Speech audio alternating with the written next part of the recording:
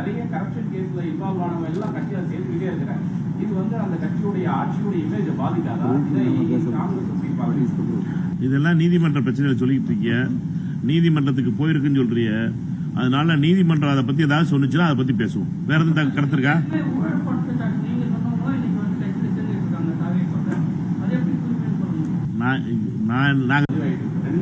நிறைய கரப்ஷன் கேஸ்ல இன்வால்வ் ஆனவங்க எல்லாம் கட்சியில சேர்த்துக்கிட்டே இருக்கிறாங்க. இது வந்து அந்த கட்சியுடைய ஆட்சியுடைய இமேஜ் பாதிக்காதா? இதெல்லாம் நீதிமன்ற பிரச்சனைகள் சொல்லிட்டு இருக்கீங்க. நீதிமன்றத்துக்கு போயிருக்குன்னு சொல்றீங்க. அதனால நீதிமன்றம் அதை பத்தி ஏதாவது சொன்னுச்சுன்னா அதை பத்தி பேசுவோம். வேற எதுவும் கருத்து இருக்கா?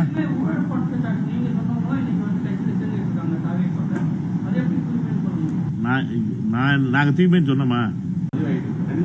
நிறைய கரப்ஷன் கேஸ்ல இன்வால்வ் ஆனவங்க எல்லாம் கட்சியில சேர்த்துக்கிட்டே இருக்கிறாங்க. இது வந்து அந்த கட்சியுடைய ஆட்சியுடைய இமேஜ் பாதிக்காதா? இதெல்லாம் நீதிமன்ற பிரச்சனைகள் சொல்லிட்டு இருக்கீங்க. நீதிமன்றத்துக்கு போயிருக்குன்னு சொல்றீங்க. அதனால நீதிமன்றம் அதை பத்தி ஏதாவது சொன்னுச்சுன்னா அதை பத்தி பேசுவோம். வேற எதுவும் கருத்து இருக்கா?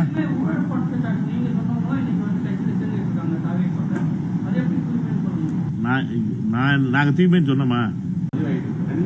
நிறைய கரப்ஷன் கேஸ்ல இன்வால்வ் ஆனவங்க எல்லாம் கட்சியில சேர்த்துக்கிட்டே இருக்கிறாங்க. இது வந்து அந்த கட்சியுடைய ஆட்சியுடைய இமேஜ் பாதிக்காதா? இதெல்லாம் நீதிமன்ற பிரச்சனைகள் சொல்லிட்டு இருக்கீங்க. நீதிமன்றத்துக்கு போயிருக்குன்னு சொல்றீங்க. அதனால நீதிமன்றம் அதை பத்தி ஏதாவது சொன்னுச்சுன்னா அதை பத்தி பேசுவோம். வேற எதுவும் கருத்து இருக்கா?